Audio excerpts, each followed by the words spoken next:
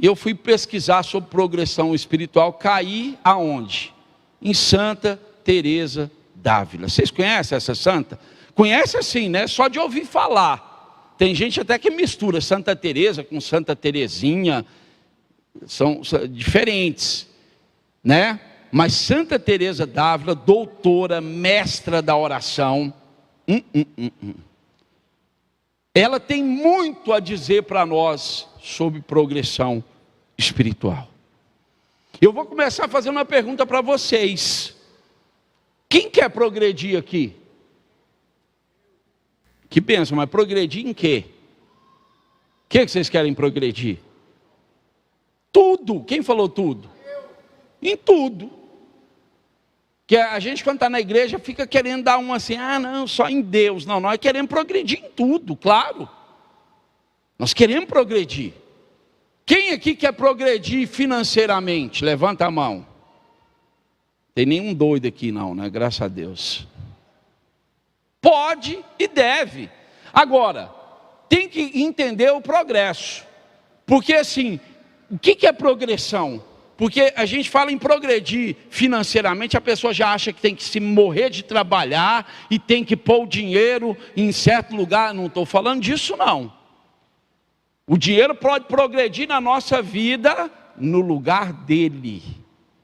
Quem aqui quer progredir na saúde? Quem quer progredir no físico? As duas coisas até andam junto. Agora veja bem, agora eu vou só para a academia, dia e noite, não tem tempo para Deus. Aí do jeito que eu estou na academia com aquelas roupas lá, e eu venho para a igreja também, não pode. Entende? Nós podemos progredir em tudo, mas cada coisa no seu lugar, no seu tempo, no equilíbrio. Nós queremos progredir na vida financeira, na vida sentimental, familiar, tudo nós temos que progredir na saúde, no corpo, na mente, na alma. Nós nascemos para progredir. Nós não nascemos para regredir. E eu sempre digo para as pessoas o seguinte: nós não entendemos uma coisa. Quando você para em alguma coisa, não é que você estagnou. Tem já, estagnei, parei aqui. Mentira. Quando você para, você regride. Tudo que você para, você está malhando, se você parar, você não vai manter o que você ganhou, você vai perder. Se você está trabalhando, investindo em dinheiro, se você para, não é que você vai deixar de ganhar, você vai perder. E na vida espiritual é da mesma forma. Gente, o povo católico parou e regrediu. E nós estamos regredindo. E nós temos tanto desejo de progredir em tantas coisas, mas eu fico com dó de Deus.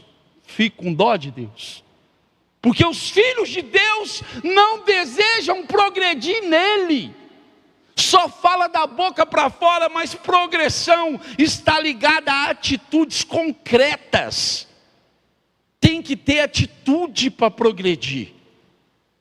Tem que dar passos para progredir. E é sobre isso que nós queremos partilhar nessa noite. Depois dessa pregação, daqui uns tempos, alguns dias, eu vou marcar um retiro, um encontro, porque isso aqui dá um encontro. Aqui eu vou só pincelar, é só para passar um melzinho na boca dos seis. Mas não vai dar para a gente falar o que é progressão espiritual numa pequena noite dessa. Nós só vamos entender como que isso funciona. Primeira coisa, a palavra progressão significa o quê?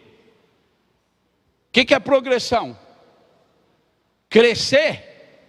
Avançar? Mas será que é só isso? A progressão é tudo isso, mas de uma forma. Tem uma forma para isso acontecer. Então eu separei aqui para a gente entender o que é progressão no sentido literal da palavra. Progressão, presta atenção aí, desenvolvimento graduado e ininterrupto. Olha só, progressão é desenvolver de forma graduada, e vocês sabem o que é isso? A gente vai desenvolvendo de forma graduada, ininterrupta. Vamos trazer isso para a nossa vida espiritual. O que Deus quer de nós? Que nós possamos progredir na nossa vida espiritual de maneira graduada. Aí eu vou ter que estar investindo o tempo todo. Missa, jejum, rosário, confissão, abandono dos pecados, leitura bíblica, meditação, adoração. Ixi, vocês devem estar falando, meu Deus, será que nós estamos fazendo tudo isso? Será que nós estamos progredindo mesmo?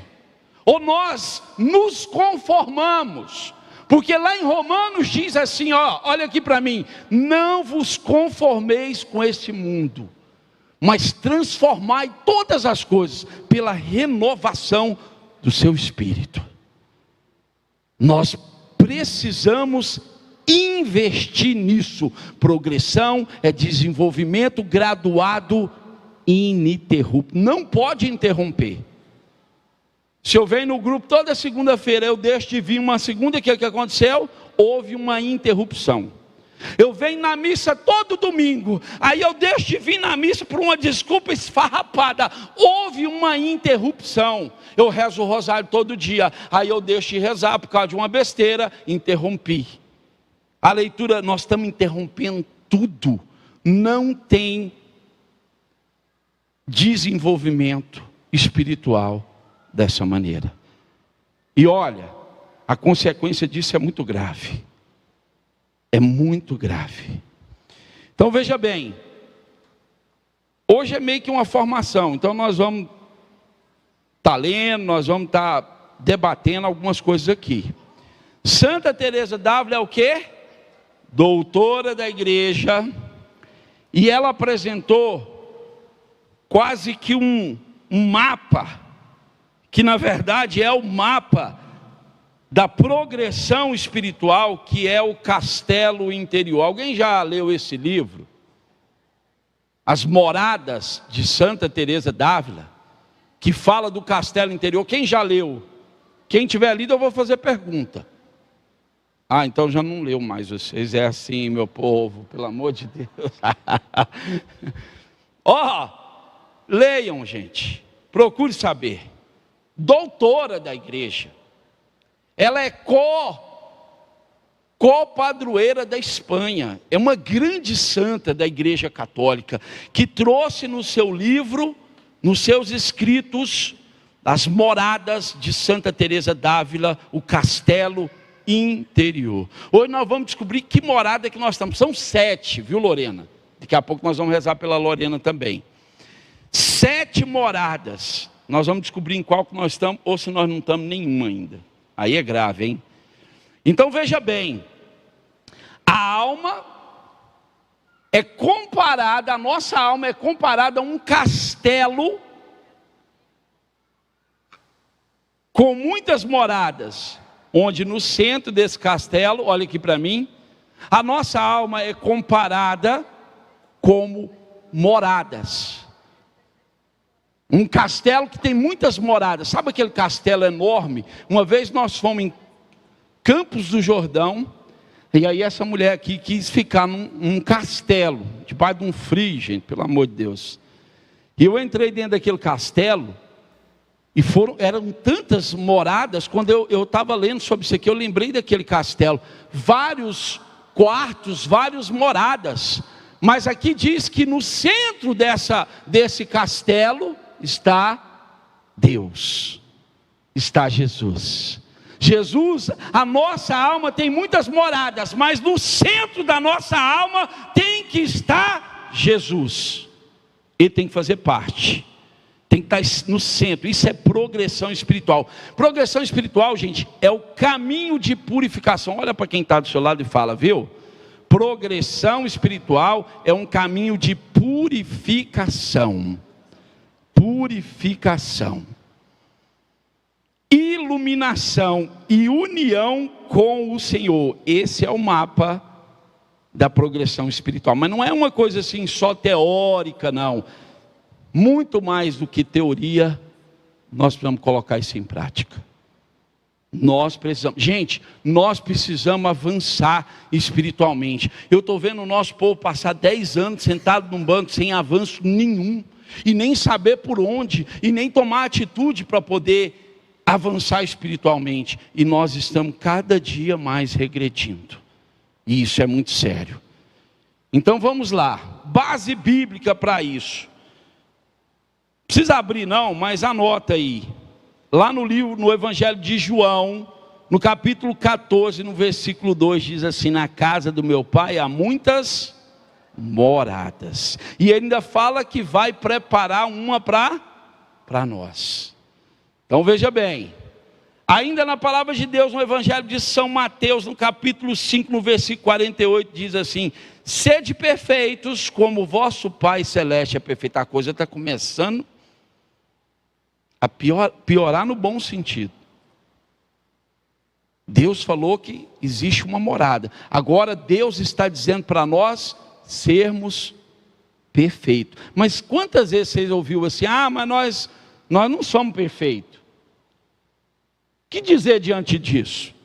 Se Deus está pedindo para eu e você ser perfeito, qual que é o conceito de perfeição? E aí eu vou falar da própria Teresa d'Ávila.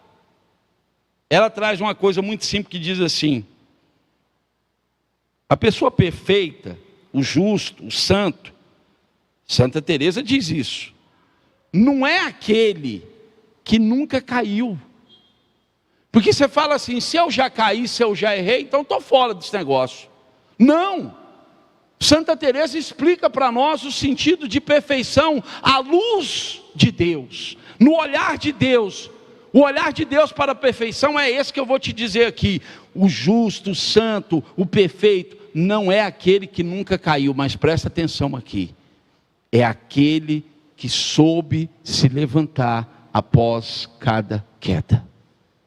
O diabo trabalha dia e noite para colocar na minha e na sua cabeça que nós não temos jeito, que nós estamos perdidos, que nós já vivenciamos, não tem jeito mais, as coisas que nós experimentamos já nos mancharam, e para nós não tem jeito.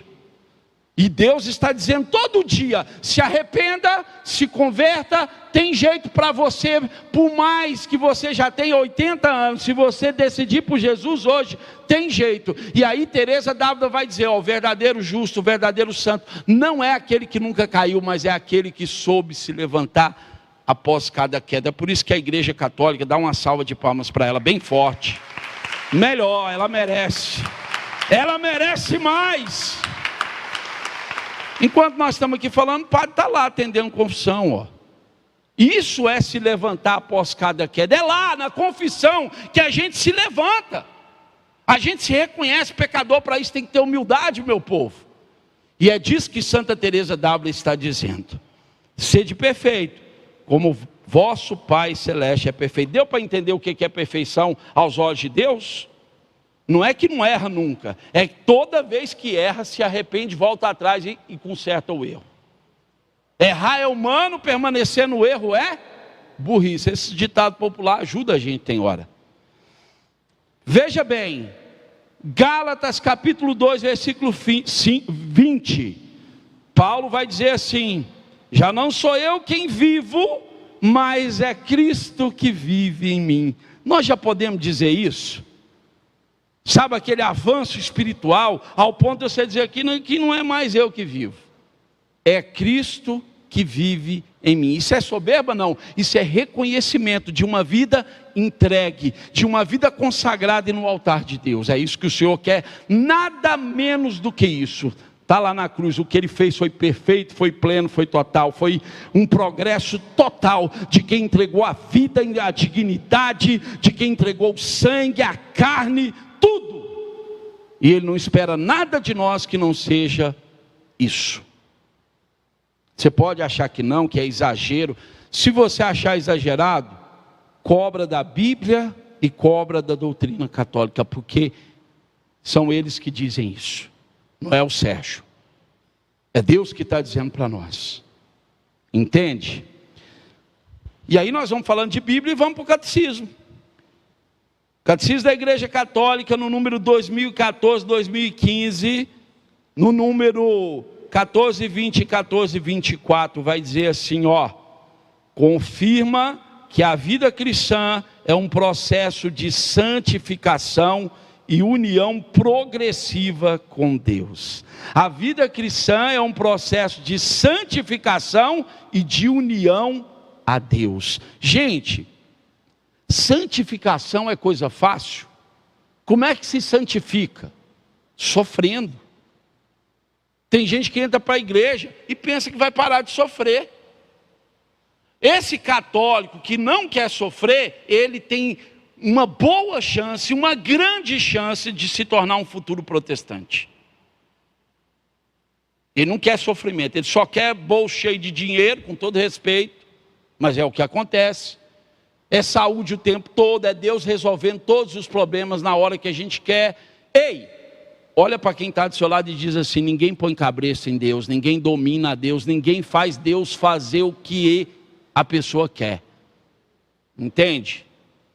Vida cristã, progresso espiritual diz respeito à santificação. Tem que morrer, tem que matar a carne, tem que sofrer. Eu não estou falando de masoquismo não, é aquele sofrimento inerente da vida. Você está vivo, você está nesse mundo, você é provado, você tem perda, você sofre, você cai, você se entristece, você se adoece, você é curado. É um processo de santificação. As pessoas te decepcionam, te traem. Você passa problema financeiro. Tudo isso está dentro da santificação. Se você tem vivido tudo isso, é sinal de que você está no caminho certo. Entende? Então vamos entrar nas moradas. As moradas do castelo interior. Primeira morada. Alguém saberia dizer qual que é? A primeira coisa que precisa acontecer é a primeira morada. É o primeiro estágio, Márcio, que nós precisamos chegar. Estado de graça, também. A primeira morada é a conversão inicial. Primeira coisa que a gente chega na igreja é um processo inicial de conversão. Tem gente que pensa que está nele, mas não está. Gente, o povo católico pensa demais, acha demais. O problema é esse. Não tem que achar. Tem que entender o que essa doutrina diz, o que Deus te pede e cumprir.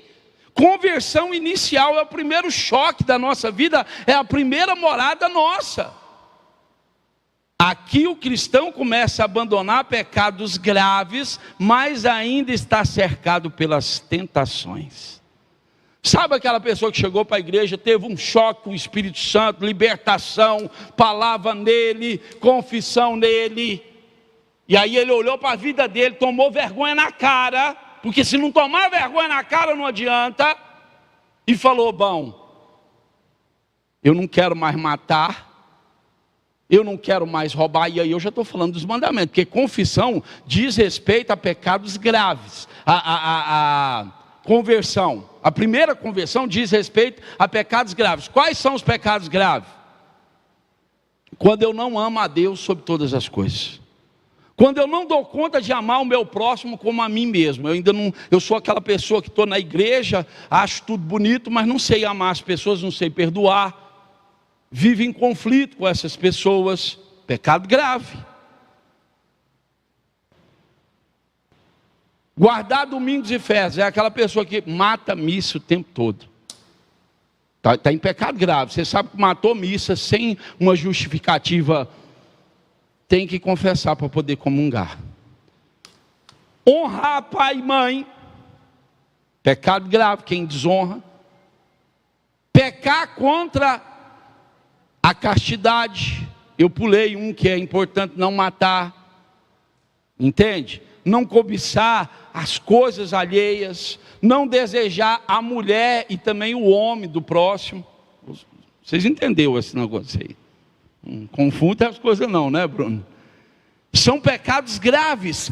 A primeira morada diz respeito a uma conversão inicial. Virtudes necessárias para ela, você sabe? E aí eu vou falar de 3 virtudes que sem ela não existe a conversão inicial. Primeira, humildade. Meu amigo, se você tem dificuldade com humildade, dobra seu joelho e reza. Porque no céu não entra ninguém que não tem humildade. Quando você fala do céu, quando você fala das coisas celestiais e de humildade, você fala de um cara, de um homem chamado José. Extremamente humilde.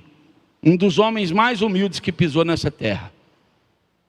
Você fala de humildade, você fala de Jesus, que lá em Filipenses no capítulo 2 diz assim: tenham a mesma estima, sigam o mesmo exemplo de Jesus, sendo ele de condição divina. Ele não quis ser igual a Deus, ele quis ser um mero humano igual a nós. Isso é humildade. Ele abriu mão do reinado, ele abriu mão do que ele merecia como rei, do que ele tinha direito. Mas nós não queremos abrir mão de nada. Se Jesus deixou de ser rei, nós temos um rei dentro da barriga. Só que o rei que nós temos dentro da barriga não é Jesus não, viu? Maria podia dizer que tinha um rei dentro da barriga, nós não. Às vezes o orgulho tem matado o povo. A pessoa chega na igreja, gente, sabe nada. Aí ela recebe meia dúzia de palavras, prega uns negocinhos, vira catequista, vira não sei o quê. Daqui a pouco ela está querendo dar aula para padre e para quem está em igreja há 30 anos. E não quer aceitar os conselhos, porque não tem humildade. Isso você fala, acha ruim, mas o que eu faço? Nós temos que pedir a Deus humildade, submissão às autoridades, saber nosso lugar, saber que ainda não somos nada, não somos ninguém, que nós precisamos de Deus, que nós precisamos do irmão. Humildade dentro da nossa casa para saber que um precisa do outro e que nós não somos melhores do que ninguém. A conversão inicial diz respeito à humildade, olhar e reconhecer: eu sou pó mesmo, eu sou ruim mesmo, é por isso que eu vou rezar muito, eu vou confessar muito, vou fazer muito jejum, porque eu preciso mudar de vida, parar de ofender a Deus. Isso é a primeira morada. Segunda coisa da primeira morada, arrependimento. Tem gente que pecou a vida inteira. Eu fui um desses. Até meus 19 anos eu não brinquei com esse negócio. Eu não brinco com nada, viu, gente? Se é para fazer, vamos fazer. É para fazer errado, o propósito era aquele, então vamos com tudo. Agora, quando for fazer o certo, eu vou no mesmo nível aí. Só que um dia eu me arrependi daquilo. Tem que ter humildade para reconhecer e tem que ter o arrependimento. Ah não, tem gente que não se arrepende. Está sempre com um desejo de fazer de novo. Essa pessoa não se arrependeu. Uma coisa é cair, uma coisa é ter fraqueza, outra coisa é estar lá sempre, aceitando aquilo como se aquilo fosse normal, como se aquilo agradasse a Deus, e não agrada. É preciso ter arrependimento. E a terceira coisa, meu Deus, segura no banco aí, gente. Segura aí, gente, para não cair. É uma coisa que vocês ouvem todo dia, mas não conseguem colocar em prática. Perseverança. Quantas pessoas passam nesse grupo de oração? Vem uma semana, falta outra. Aí, quando o trem está muito mal, a pessoa aparece: ótimo, seja bem-vindo. Se você fizer isso 100 vezes, nós vamos te acolher 100 vezes. Só que eu acho que para você não é bom. Quem está perdendo é você. Não se busca a Deus só na hora que está tudo caindo. Se busca a Deus com perseverança o tempo todo, disciplina. Eu quero estar lá todo dia, eu vou à missa, eu coloco Deus como prioridade. Eu vou deixar de ser um católico interesseiro. Perseverança.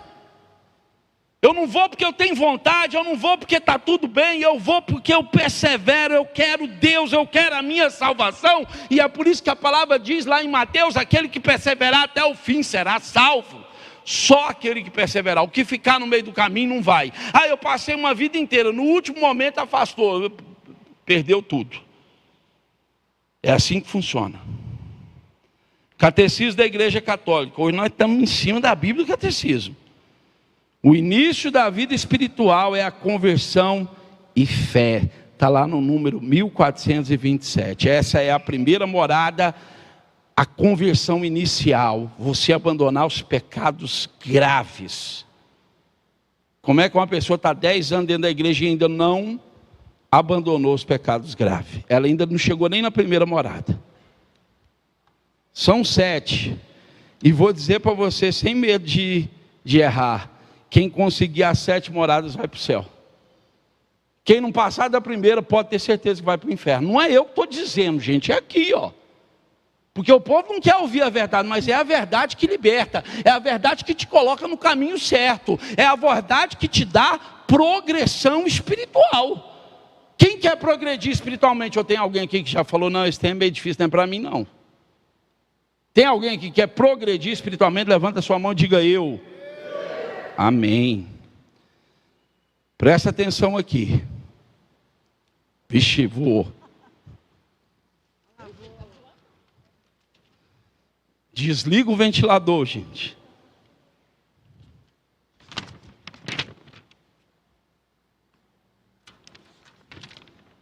Segunda morada. Se a primeira morada é a conversão inicial, a segunda é o chamado à fidelidade. Você teve aquele choque de realidade, percebeu os pecados que não pode, que você não quer mais. Agora você é chamado à fidelidade. E aí eu separei algumas coisas aqui.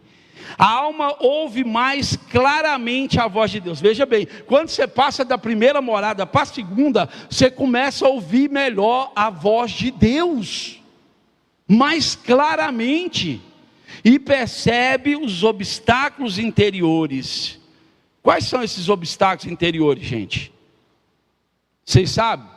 Quais são os obstáculos interiores que te impedem de ser fiel? Presta atenção nisso aqui. Primeiro obstáculo: apego. Ah, como nós somos apegados. E se nós fôssemos apegados às coisas boas, estava beleza. Mas a gente se apega a tudo. Bom, ruim, mais ou menos, terrível. A gente se apega. Hoje nós estamos apegados a celular. Tira o celular de uma pessoa para você ver. Um primo meu, não vou dizer o nome, talvez ele está assistindo. Eu falei, cara, toda hora que eu entro aí, você está no celular. Se eu entrar lá 4 horas da manhã, ele está lá no celular, online. Eu falei, como é que é isso? Ele falou, rapaz, isso é tão grave, que eu só percebi a gravidade disso o dia que eu fui no banheiro. E percebi que eu não consigo mais fazer número 2 se eu não tiver com o celular na mão. Imagina, gente. Imagina. A gente acha até engraçado, mas isso é grave demais. A pessoa não consegue mais nem defecar se não tiver com celular. E se o celular explodir? E se estiver sem celular? Como é que vai ser dessa pessoa? Gente, tem gente que entra em depressão, tem gente que fica ansioso. Tem gente que briga com o cara do conserto do celular, porque ainda não consertou, não dá conta de ficar sem esse negócio. Não é assim? A pessoa fica irritada. Tem alguma coisa errada nisso ou não? Você está o quê? Apegado. Apegado. Eu estou falando de um aspecto. Tem gente que é apegada a filho. Eu amo meus filhos, mas não sou apegado a eles.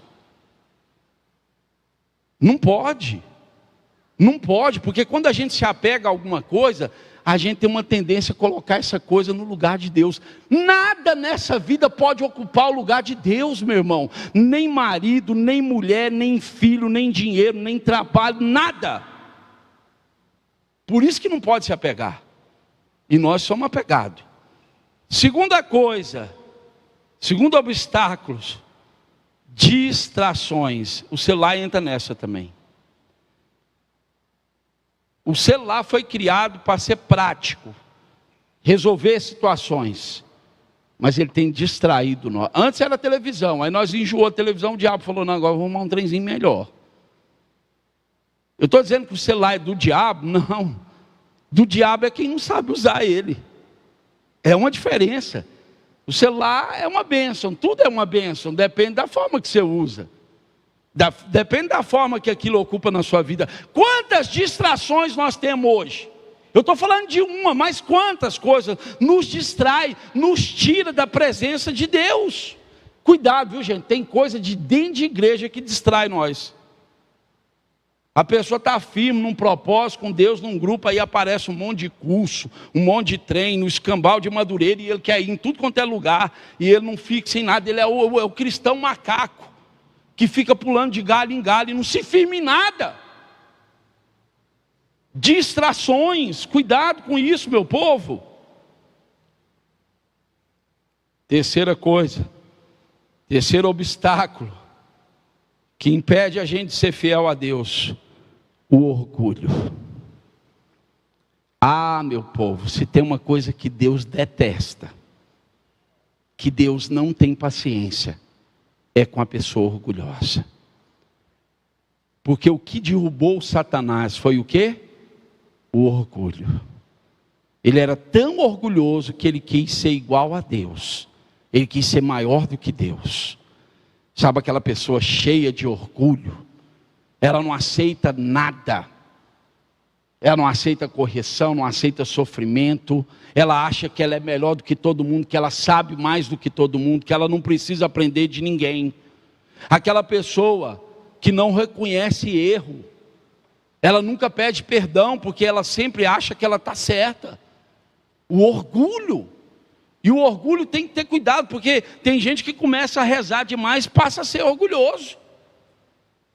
É uma luta ferrenha para vencer essas coisas. Então preste atenção. Para eu ser fiel, eu tenho que vencer obstáculos. Quais são eles? O apego, a distração e o orgulho. O progresso espiritual se dá pela luta contra o pecado venial e pelo cultivo das virtudes. O que é o pecado? Eu falei de pecado grave, sim. Deus já sabe que você decidiu a não pecar mais gravemente. E agora qual que é o próximo passo? Pecados veniais. Alguém pode me dar um exemplo de um pecado venial? Erine, que é catequista. Oi?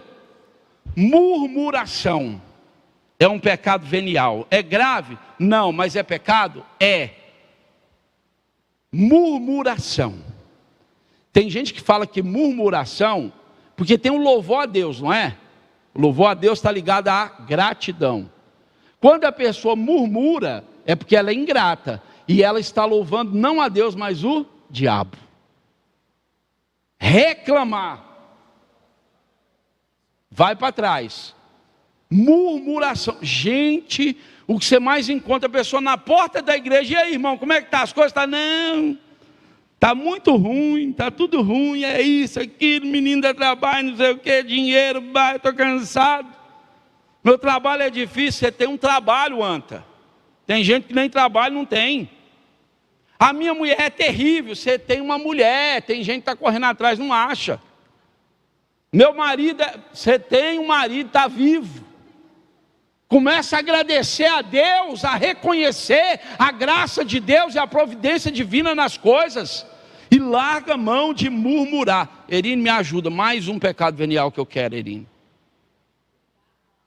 Briga, discórdia, ciúme. Falar mal, meu Jesus. Fofoca, meu Jesus. A fofoca tem sido um grande instrumento do diabo. A pessoa faz fofoca o tempo todo, ela cria um clima terrível, ela afasta as pessoas uma das outras, ela conversa demais. Nós temos que vigiar a nossa língua. Como é que nós vamos progredir espiritualmente se nós vivemos na fofoca? Se lá dentro de casa é briga o tempo todo, como é que Deus vai habitar numa casa desordenada dessa? Eu venci os pecados graves, agora eu quero vencer os veniais. Tem gente que acha que pecado venial não é pecado. Não, mas isso todo mundo faz, é assim mesmo. Meu irmão, nós estamos falando de perfeição. Sérgio, mas é uma proposta terrível. Você quer seguir a Jesus? Lembra dos discípulos? Senhor, se vocês não comerem minha carne, vocês não vão ter parte comigo. Não, mas isso é pesado demais. Então, rua para vocês. Quer me seguir? Renuncia a si mesmo, toma a sua cruz e me siga. Esse caminho aqui é de perfeição. Se nós somos perfeitos ou não, é outra história, mas que nós estamos caminhando para isso, nós estamos. Só entra no céu o santo. Amém? A Bíblia vai dizer: quem quiser vir a mim, após mim, renuncie a si mesmo, toma a sua cruz e siga-me. Presta atenção agora que isso aqui é importante. O crescimento espiritual exige ascese e combate espiritual. Vocês sabem o que significa essa palavra? Ascese. Todo cristão católico tem que saber o que é isso. Isso aqui pode nos ajudar demais. Alguém aqui sabe? Também, mas não é essa ainda a definição. Eu trouxe aqui para vocês, se eu fosse vocês, anota, grava, presta atenção, pesquisa sobre isso. É o que todo cristão precisa ter. Essa palavra ascese, ela vem do grego. Exercício espiritual. É um conjunto de práticas que visa o aperfeiçoamento espiritual ou moral, geralmente através da renúncia aos prazeres, do autocontrole, da disciplina rígida do corpo e da mente. Ascese é o conjunto de práticas que visa o aperfeiçoamento espiritual, moral, geralmente através da renúncia dos prazeres, do autocontrole, da disciplina rígida do corpo e da mente. Quando dizer, olha, nós temos que desenvolver a ascese, é os exercícios espirituais, esse autocontrole. Gente, nós nunca vivemos num mundo de pessoas descontroladas. É verdade ou não é, irmã? Descontrolada. Eles tomam remédio o tempo todo para controlar e fica mais descontrolado. Está todo mundo descontrolado, descompensado.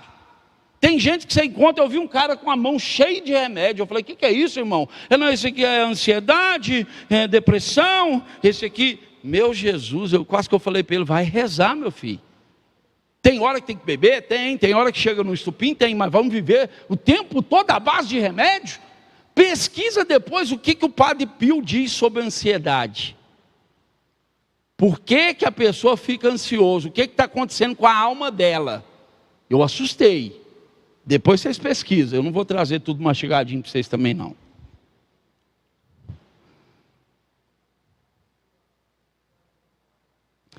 Terceira, essa é a segunda morada. Ainda falta trem, viu, gente? Terceira morada, já tem gente que já está cansado ali e tal, ir para o céu, meu irmão, tem que investir. Terceira morada, eu vou acelerar, as virtudes. Terceira morada, eu venci o pecado inicial, eu entendi que eu tenho que ser fiel a Deus, e agora eu quero desenvolver as virtudes, sem elas não tem cristianismo autêntico.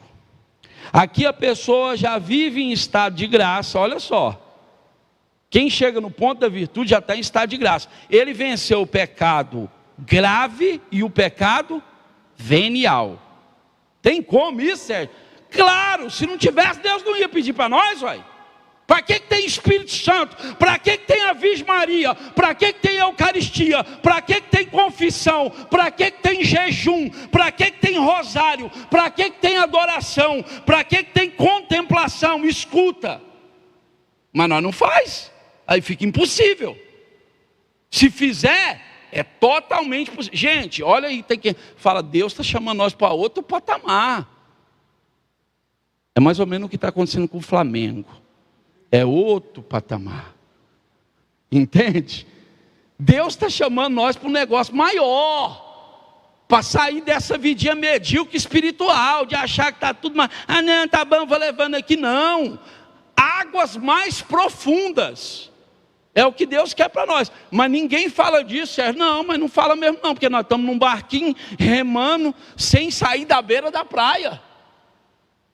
Será que o meu barco já saiu da beira da praia? Porque tem um longo caminho. Vem cá, gente.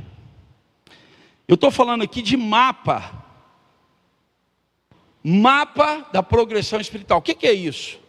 Um mapa, antigamente a gente ia viajar, eu ainda peguei essa época, né, Geraldinho? Você usou mapa pra caramba, Geraldinho. Hoje está tudo mais fácil, joga no GPS, só que o GPS falha, viu? Cuidado, que você vai no Rio de Janeiro, você pensa que já quando você vê, você entra na favela da Rocinha, aí a casa caiu. Tem hora que o bicho falha, joga a gente para outro lugar. O mapa não, se está ali, não tem jeito de errar. Quem quer ir para o céu? Você já ligou lá e falou para Pedro assim, manda a localização para mim? Uai, fica fácil. Manda a localização que eu vou seguir, uai. Não é não? Eu vou olhar lá, vou ver quantas horas que eu vou gastar, quanto tempo que eu tenho. E eu tenho o caminho certinho, meu irmão. O mapa está aqui, ó. Se você não trilhar, se você não pegar a localização, você não vai, meu irmão. É assim. E aí a terceira morada diz respeito às virtudes. Aqui a pessoa vive em estado de graça, tem vida de oração estável e disciplina cristã. E eu estou falando já de outro nível. É o cara que venceu o pecado mortal, venceu o venial, e agora ele já tem, ele está em estado de graça. Ele não ofende a Deus, ele reza regularmente, e ele tem uma disciplina. Ele é organizado, ele tem horário para ler Bíblia, ele reza o rosário todo dia, o dia que não dá para rezar o rosário, ele reza o terço, entende? Ele passa no Santíssimo para adorar a Deus, pelo menos 2 vezes na semana. Será que nós estamos fazendo isso? É a terceira morada, ela já está falando das virtudes.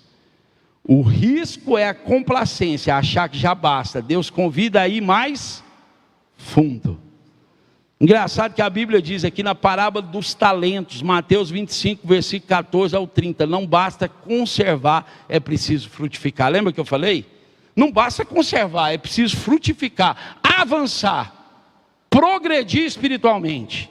É isso que Deus quer de nós. É a história de parar e regredir, eu já falei aqui. Catecismo da Igreja Católica, virtudes teologais, vocês sabem? Fé, esperança e caridade são o fundamento da vida espiritual. Gente, as virtudes estão divididas em 3. Eu falei das teologais, vocês sabem que existem outras. Quais são? Cardinais. Tem mais uma. Quem mais sabe? Catequese, formação. Virtudes teologais, virtudes cardinais e eu vou dar um tempinho aí para vocês. Agora eu quero saber. Nós temos que saber quais são as virtudes, para a gente poder praticar.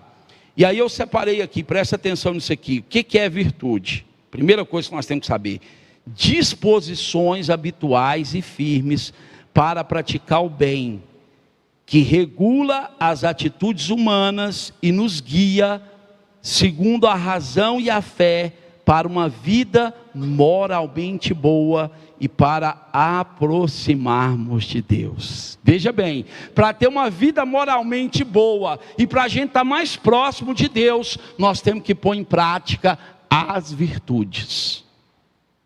Nós temos que vivenciar essas virtudes na nossa vida. Quarta morada, porque o tempo está voando. A coisa vai ficando mais profunda. Quarta morada, início da oração mística. Vocês sabem o que é isso? Vocês têm noção disso, gente? Oração mística. Essa oração que nós fizemos aqui hoje é mística? Nós louvamos, é oração. Nós clamamos o Espírito Santo, é místico. Existe uma oração mística. Não basta orar, eu sempre digo aqui, é preciso orar com poder, e é preciso aprofundar na oração. Os santos foram santos, porque chegaram ao nível da oração mística. Eu vou dar um exemplo para vocês. O Padre Pio ajoelhava para rezar. Não é que vai acontecer isso com vocês, não seja tão pretensioso também não. Mas é para você entender um pouco. O Padre Pio se ajoelhava para rezar e ele entrava numa dimensão tão profunda de oração, que uma vez uma pessoa abriu a porta do quarto do Padre Pio e viu ele levitando. O Padre Pio orava de forma tão mística, que ele tinha o dom da bilocação. Ele estava deitado na casa dele, de repente alguém via ele em outro país.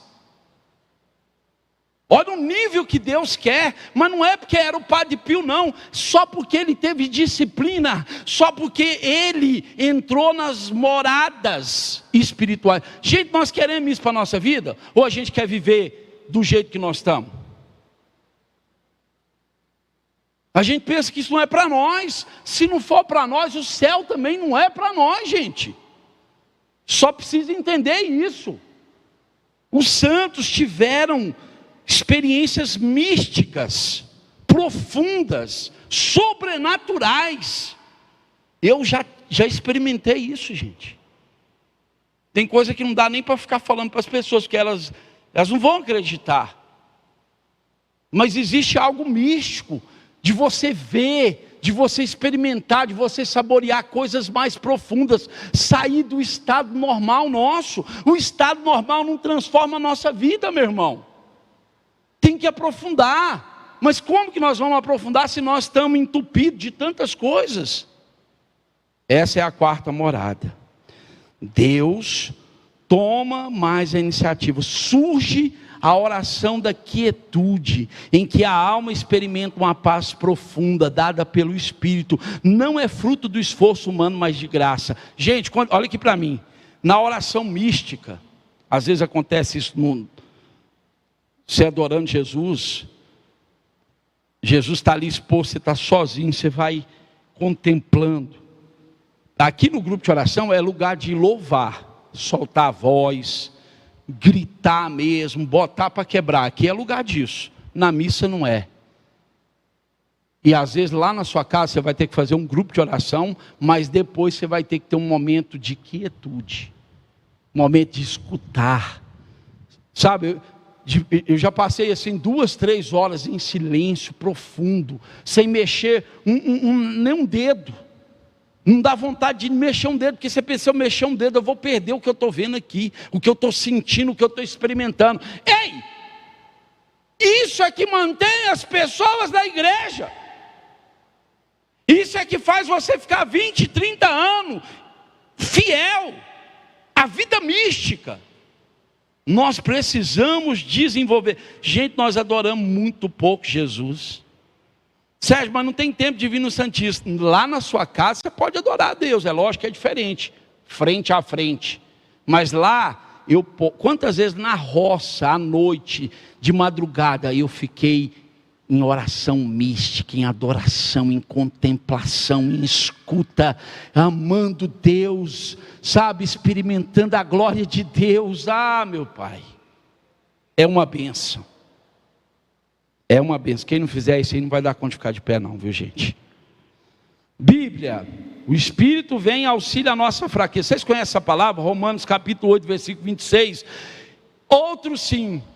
Não sabemos como orar nem pedir como convém, mas o Espírito vem em auxílio. Gente, tem hora que a gente na oração já não tem mais palavra. Parece que a gente esgotou tudo que fala, a gente é limitado até para rezar. Aí o Espírito Santo fala: a sua sede, Emily, é tão grande que eu vou vir em auxílio à sua fraqueza. Eu vou te ensinar a orar. Você vai fazer uma oração não mais humana, mas uma oração no Espírito. Os anjos vão acampar perto de você. Você vai ver Nossa Senhora, você vai sentir a presença dela, você vai ver o manto dela sendo colocado sobre você. É profundo, meu povo. Essa é a quarta morada. Catecismo da igreja, que nós pôs Bíblia e catecismo.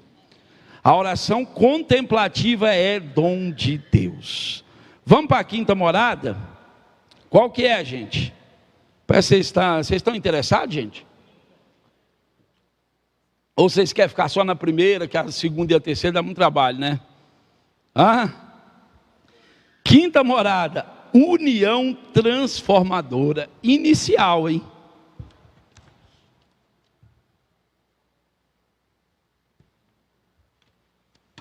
Presta atenção nisso aqui.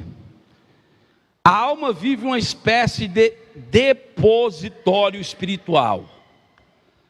Grande amor por Cristo, desejo de servi-lo e de evangelizar. Olha aqui para mim. Quando a gente chega na quinta morada, nós temos um depósito. Sabe aquela pessoa que reza no grupo hoje, daqui 2 dias ela está vazia? É porque ela não desenvolveu um depósito, porque ela só reza no grupo. Ela não tem vida de oração na casa dela, ela não tem vida contemplativa, ela não se alimenta da Bíblia, ela não reza o rosário, ela não faz jejum, ela não tem depósito, ela vive só do momento. Deus quer criar um depósito. Tem momentos que nós não vamos conseguir. Já teve um momento na minha vida que eu não consegui falar uma palavra de oração, mas existia um depósito. Esse depósito me manteve de pé até eu poder voltar a rezar. Entende isso? Então nós temos que ter um depósito. A alma vive uma espécie de depósito espiritual. Grande amor por Cristo. Presta atenção nisso aqui. Quem aqui já sentiu o desejo de servir e evangelizar? Deus é maravilhoso. Quando você chega a um nível de morada, você não consegue ser egoísta mais. A primeira coisa que sai da tua vida é o egoísmo.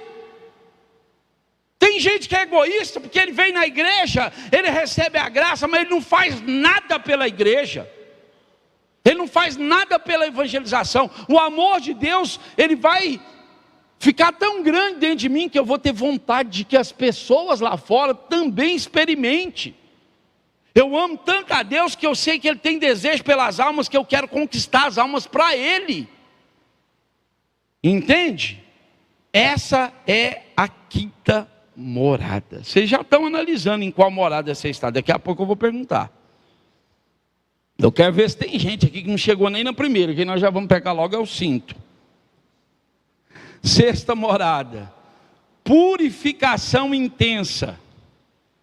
A alma passa por grandes provações, sofrimentos interiores. Quem não passou isso?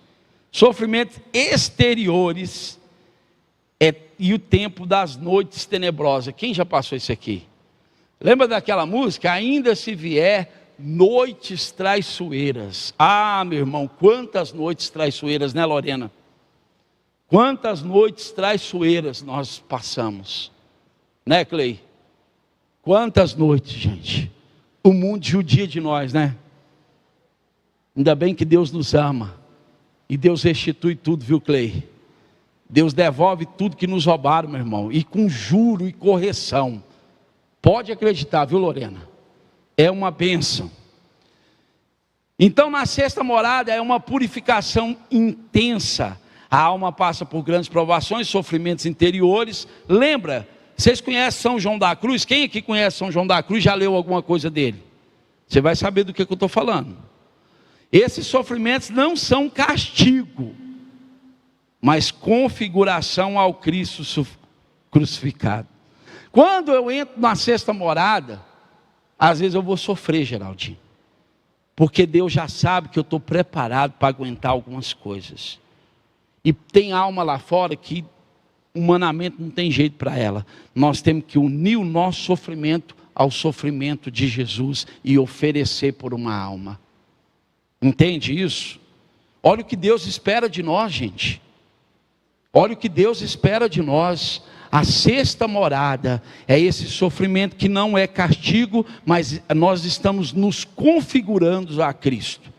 Na Bíblia diz assim: completo na minha carne o que falta, as tribulações de Cristo. Paulo falou isso. Eu completo na minha carne. Ei, talvez o sofrimento terrível que você passa, Lorena, está completando na sua carne o sofrimento que faltou. Mas vai passar.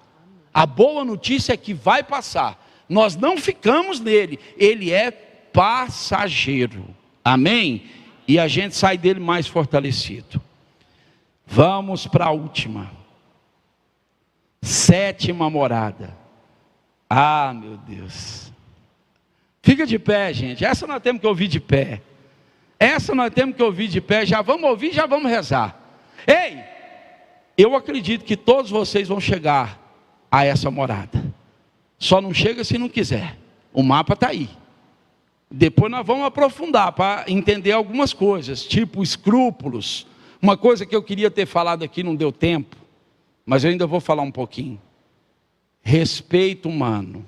Esse é um grande inimigo para a gente chegar à morada que Deus quer. 7ª morada, presta atenção aí, união plena com Deus.